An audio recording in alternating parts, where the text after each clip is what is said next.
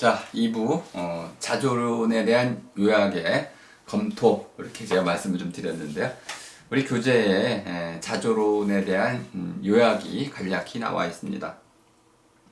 우리 교재 32쪽에 나와 있으니 여러분 직접 읽고 검토해 보시면 되겠습니다. 이 자조론이라는 책이 이제 출판되자마자 100만 부 이상 팔리는 뭐 그런 이제 아주 혁신적인 새로운 장르를 개척한 책이라고 볼 수 있겠습니다. 세뮤얼 스마일스의 이제 그 작품인데요. 1859년 이제 출간을 했고, 흔히 말하는 자기계발서, 성공서의 효시 첫 이제 그 걸음을 뗀 그런 책이다, 이렇게 이해하시면 되겠습니다. 이거에 대한 설명이 우리 노명호 선생의 자기계발서의 장르 규칙이라는 그 글에 잠깐 소개가 되어 있습니다. 요 내용을 잠깐 먼저 소개해드리고 요약을 어떻게 하는 것인지를 좀 말씀을 드려보겠습니다. 이 책을 어떻게 설명했냐면 우리 노명호 선생님은 자조론이란 이 책은 일단 기본적으로 사람을 두 종류로 나누는 관행을 따르고 있다. 첫 번째로는 선한 사람과 악한 사람, 이렇게 구분하는 거 하고, 이기적인 사람과 이타적인 사람, 이렇게 이분법적으로 사람을 나누는, 사람의 종류를 나누는 이런 관행을 따라서 성공한 사람과 실패한 사람으로 나누고 있더라. 과연 그런지 이 책에서는 좀 더 깊이 살펴볼 필요가 있습니다. 어쨌든 자조론이라는 것은 이런 성공한 사람들의 만인보, 성공한 모든 사람들을 찾아다니면서 그들의 성공기를, 만인의 성공을 적어 놓은 글이다, 이렇게 이제 봤다는 겁니다. 근데 이 성공에 이르는 길을 크게 두 개의 길로 봤다는 것입니다. 첫 번째 길은 성공한 사람은 성실하다고 요약을 했다는 겁니다. 성공한 사람은 성실한 사람이다. 성실은 어떤 의미로 썼냐면 끈기와 부지런함을 갖고 있는 사람, 그리고 상식과 관심과 몰입과 인내, 이런 것들을 자기 성격으로 가진 사람이다. 두 번째는 성공한 사람은 모두 개인의 능력의 결과로 성공한 것이다, 이렇게 봤다는 겁니다. 자조론이 이렇게 두 가지를 크게 주장을 했다라고 요약을 해주고 있습니다. 성공한 사람은 성실했다. 성공한 사람은 자기 능력으로 성공을 이루어낸 것이다. 과연 그럴까요? 일견 보기에도 성실하지 않은 사람도 성공할 수 있겠습니다. 또는 성실한 사람도 실패할 수가 있습니다. 또 더 중요한 것은 과연 성공이 개인만의 능력으로 결정되는 걸까요? 여러분 그거 믿으시나? 그런 말들을 아마 유럽 사람들과 아메리카 사람들은 이 부분에 대해서 크게 갈리는 것 같습니다. 유럽인들은 성공이 운이 한 70% 정도 따른다고 믿고 있는 것 같고요. 아메리카 사람들은 성공은 기본적으로 개인의 노력으로 한 70% 정도가 개인의 노력으로 이루어진다. 유럽 사람들은 성공의 요인으로 운을 많이 꼽고, 아메리카 사람들은 노력을 많이 꼽고 있는 것 같습니다. 여러분 자신은 어떻습니까? 우린 두 가지 다 꼽아야겠죠. 분명히 개인의 능력이 뛰어난 분들도 실패하는 경우가 많이 있습니다. 그거는 그만큼 한국 사회가 격동의 세월, 또 변화의 흐름, 끊임없는 혁신, 또 치열한 경쟁, 이런 것들로 이루어져 있다 보니까 아무리 뛰어난 사람도 더 뛰어난 사람, 또는 뭐 여러 가지 환경 변화 이런 거에 따라 가지고 오르고 내리고가 너무 심하다 보니까 아무리 우리가 이제 개인의 능력이 뛰어나다 할지라도 반드시 성공하는 건 아니다라는 이런 경험들을 많이 갖고 있잖아요. 그런데 과연 이 자조론이라는 책이 이렇게 요약을 해도 되는 걸까요? 라는 의문이 좀 듭니다. 제가 한번 이 책의 내용 속으로 직접 들어가 보겠습니다. 일단 스마일스가 이 책을 왜 썼는지를 간단히 정리해주고 있습니다. 근데 이게 굉장히 중요한 내용입니다. 이 책의 동기라고 우리가 할 수 있는데요. 이 책을 쓴 이유, 저도 뭐 이런 경험을 갖고 있어서 아주 크게 공감을 했는데요. 야학이라는 것을 이제 하다 보면 가난한 아이들이 오게 됩니다. 그러면은 저는 이제 철학 교수였었기 때문에 철학을 좀 이제 가르치게 되죠. 그러면 철학이라는 것이 고리타분하기도 하고 또 삶과 괴리가 된 것처럼도 보이지만은 어떤 슬기로움, 보다 나은 선택을 해낼지 않은 안목을 길러주는 부분도 있지 않아요. 그래서 그런 좀 야학을 할 때 그 학생들에게 플라톤이 뭐라고 말했다라는 걸 전달해 주는 것 이상으로 플라톤이 왜 이런 말을 했느냐라는 삶의 동기, 그 목적을 좀 더 강조하게 됩니다. 올바른 삶이라는 것이 무엇이냐, 좋은 삶이라는 것이 무엇이냐, 어떻게 살아야 우리는 올바르고 좋은 삶을 살 수 있는 것인가, 뭐 이런 걸 강조하게 되죠. 그러다 보면 자연스럽게 실제 삶에서 우리가 올바르게 사는 여러 가지 기술들, 또 좋은 삶의 어떤 모습들, 이런 것들을 얘기해 줄 수밖에 없잖아요. 이런 것들을 이제 스마일스도 하나 둘씩 야학을 하면서 이제 쌓아갔던 것이죠. 그러면서 주로 방향을 어떻게 맞췄었냐면은 가난한 아이들에게 이렇게 얘기하기 시작한 거예요. 공부를 열심히 해야 되지만은 성공한 사람들을 보니까 이러이러한 요소로 다 성공을 하더라. 너희가 지금은 가난하지만은 너희도 충분히 성공할 수 있단다. 이렇게 한번 해보거라 해가지고 처음에는 뭐 10명, 나중엔 100명 이런 식으로 그 야학에 모이는 학생들의 수가 막 늘어났다고 그럽니다. 10년 이렇게 이상 야학을 하다 보니까 스마일스에게도 이것이 야학을 이제 듣는 학생들에게 큰 동기부여가 됐고 그들의 그들을 성공에로 이끄는 좋은 디딤돌이 됐다는 것을 알게 됐어요. 그래서 기본적으로 어떻게 하면 성공할 수 있는지 그 성공한 사람들의 성공담을 쭉 책으로 쓰게 된 겁니다. 이것만큼 중요한 이 책의 어떤 내용이 어디 있겠습니까? 이 책의 동기는 무엇이냐? 가난한 사람들에게 그 당시 이제 자본주의가 막 싹 트는 그 시기에 신분제가 무너지고 모두가 능력에 따라서 개인의 능력에 따라서 성공할 수 있는 누구나 잘 살 수 있다는 이런 환상이 사회적인 이런 어떤 가치관이 심겨지기 시작한 그런 시기에 이제 야학을 하다 보니까 어떻게 하면 성공할 수 있는지를 쭉 설명해 준 거예요. 첫 번째로는 끊임없는 자기 수양을 해야 된다. 단순히 성실하라는 게 아니죠. 자기 수양을 하라는 겁니다. 수양이라는 게 뭐죠? 예를 들면 수학도 해야 되는 것이고요. 물리도 해야 되는 것이고요. 국어도 해야 되는 것이고요.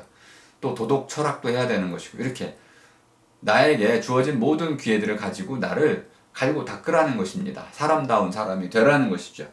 그리고 그것을 끊임없이 연마하라는 겁니다. 수련하라는 겁니다. 더 나아가서 자기 관리를 하라는 겁니다. 하나의 방향을 설정해서 바라기, 하나의 꿈을 이루기 위해서 끊임없이 정진해 나가라는 겁니다.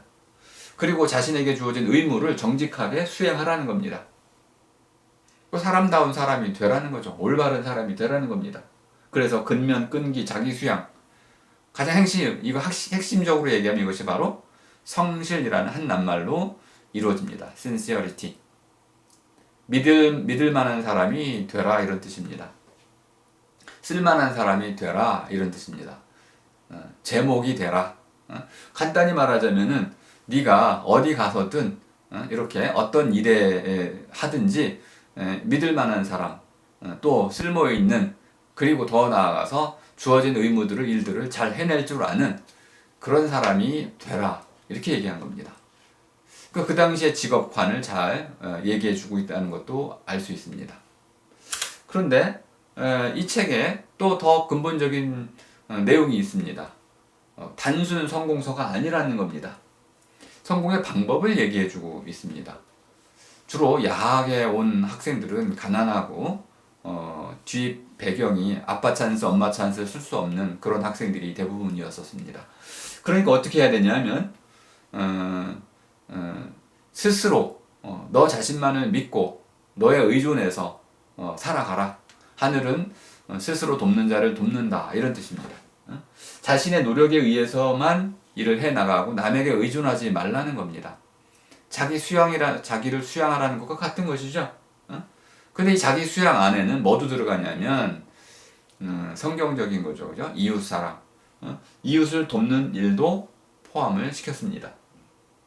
그럼 이제 성공의 요인들로 고결한 인격을 기르는 일, 야학을 하는 학생들에게 고결한 인격을 사람다운 사람이 되라고 가르친 거야. 돈만 벌라고 가르친 게 아닙니다.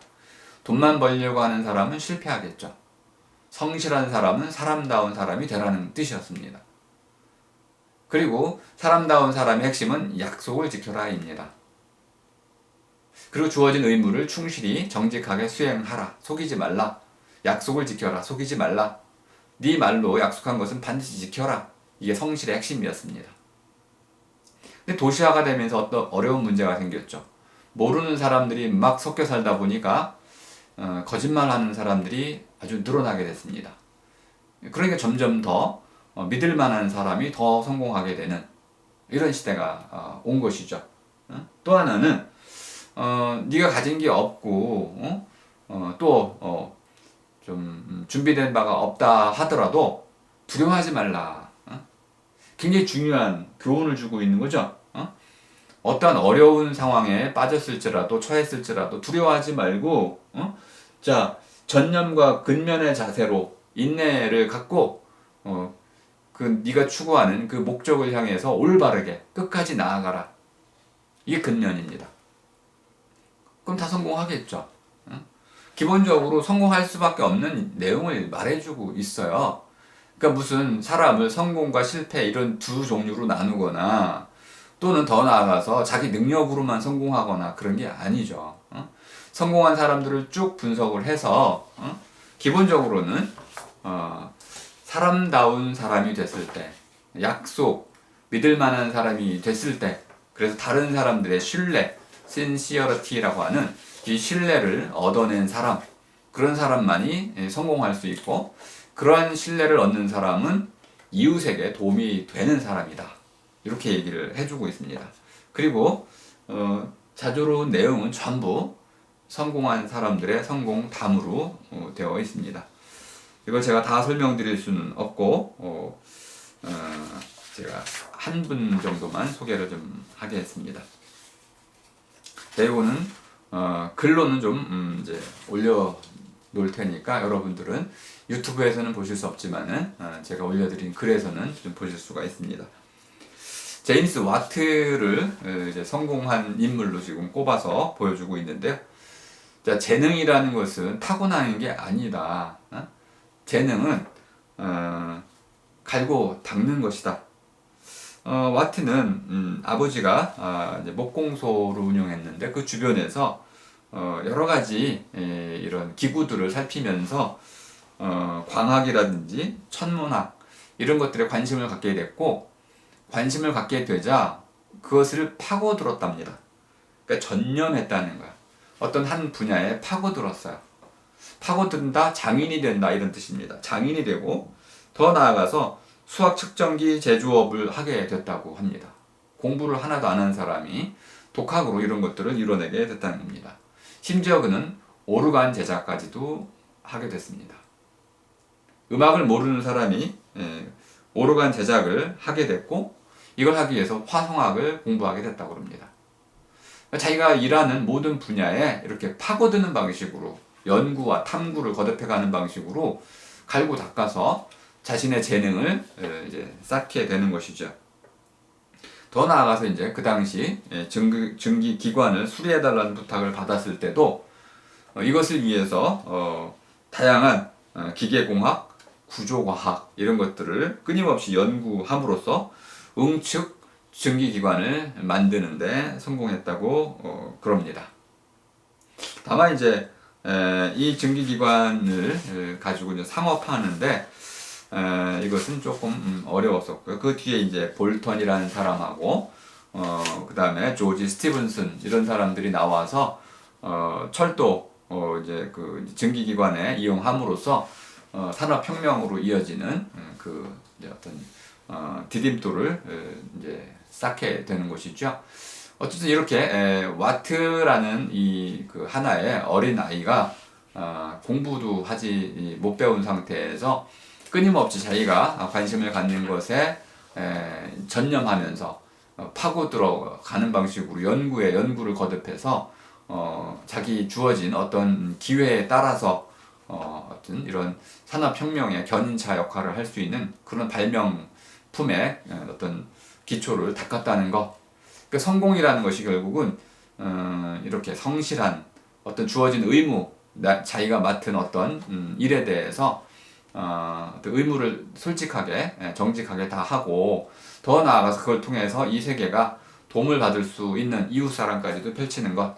이것이 기본적으로 이제 그 성공한 사람들의 어떤 태도였다 이렇게 이제 보는 겁니다. 자 그렇다면은 아까 이제 우리 노명호 선생이 써준 그런 자조론에 대한 요약은 좀 불충분한 요약이었다라는 것을 좀 알 수가 있습니다.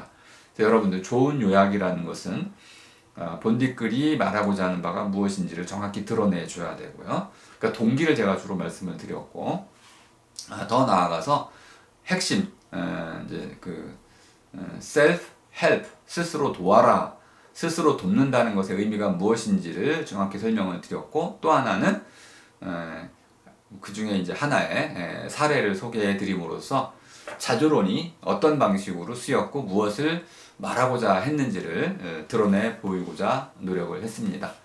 이렇게 하나의 사례를 좀 보여드렸고요.